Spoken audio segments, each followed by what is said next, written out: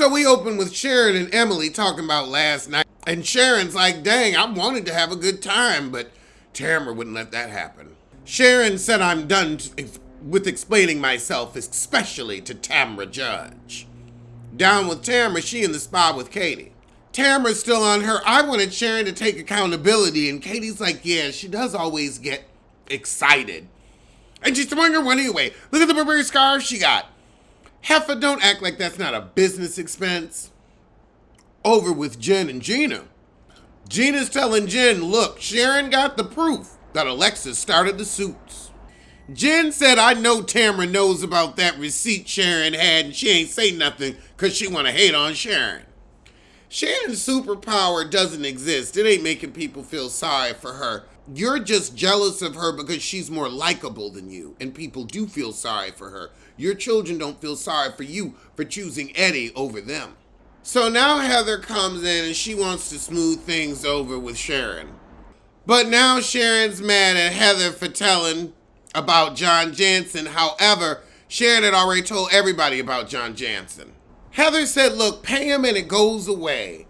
Sharon goes to get her receipt book, child, and come out and shows all the thousands of dollars she spent on him through the relationship. Oh, God, this is a scruffled piece of paper. Oh, girl, give us some bank statements at least. You look a fool, and an old fool at that. Girl, they thought you was coming in with microfiche and real receipts. Get your credit card statements, heifer. Gina, however, is upset that Heather brought up the mammogram stuff, and she said, look, she said, before we did it, you told me you didn't want to talk about it because you had a family history, so I wasn't going to bring it up. Now you mad I didn't bring it up. Then she was also talking about you wearing a $2,000 dress to her party, and we know you broke as a he-hang. And Emily said, I wouldn't have a $2,000 dress if I can't make rent or a car payment. She needs it for work. What's she supposed to wear, a gunny sack with y'all? And she could have rented it. And there's Tamara. You don't get $6,000 a month to spend $2,000 a month on the grass. Katie's like, Ryan could have got it for her. She has a whole man next to her. Duh. Oh, God, but Tara says, I'm worried about her. There's so much stress in that household with Ryan and the FBI because his business partner is a bookie and the FBI is investigating. Jen says, yeah, Tamara can't be nobody's friend, but she talks about y'all like a dog, too. So they have us get on the bus. So Gina get right to it on the bus and said, you know, I don't get it, Heather. You texted us and said you didn't want to talk about it. You can't tell your family's history. And Heather said, well, I couldn't discuss my family history, but I could discuss me. And they're like, well, we all feel horrible. We would have congratulated you. We care. Well, I'm sorry, but 4 girls were sitting in a room and none of them turned to me.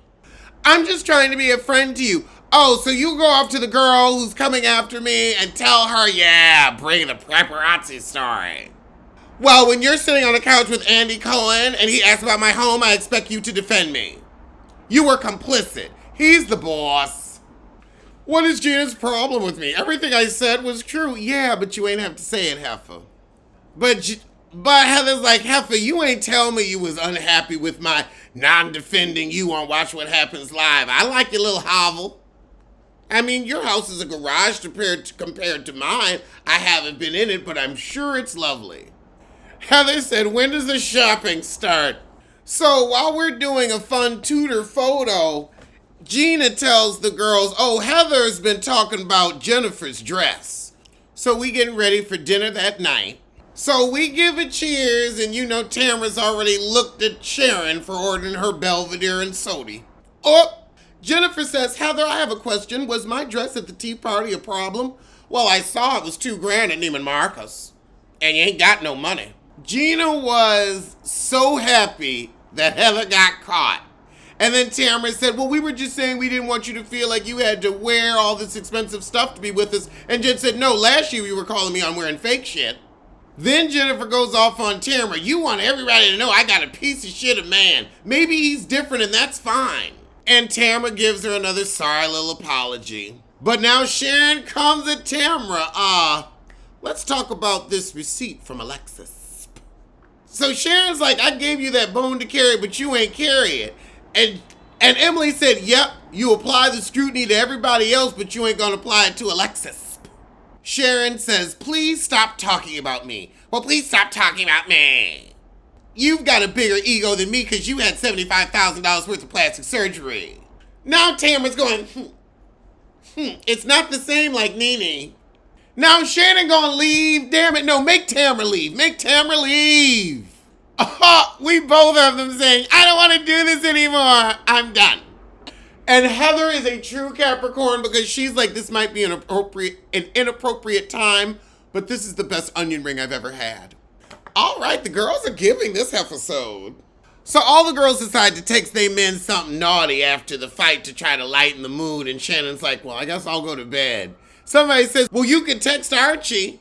Archie's seen that pussy enough. Now it's the end of the night, and these heifers is in their pajamas, shaking and shimmying.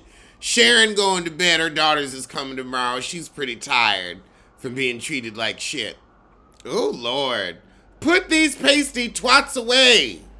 Oh, God. Don't nobody want to look at that. So it's the next morning, child. Emily then started rooming with Gina again.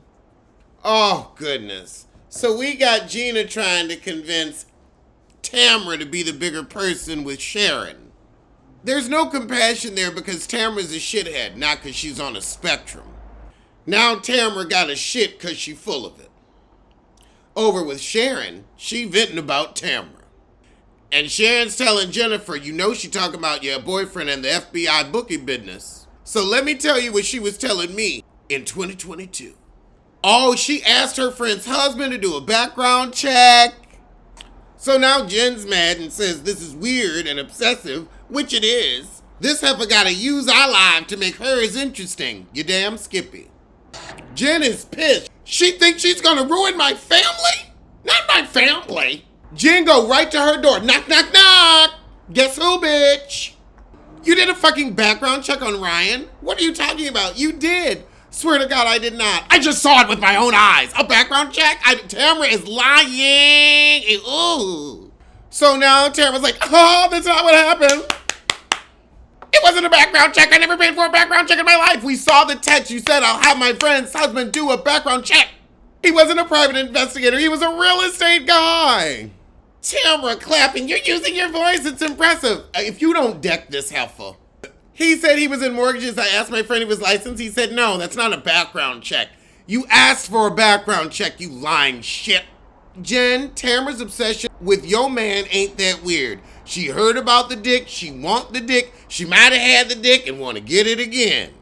You need to fucking grow up and leave my family alone. Well, Jen cussed her out. She should have hit her.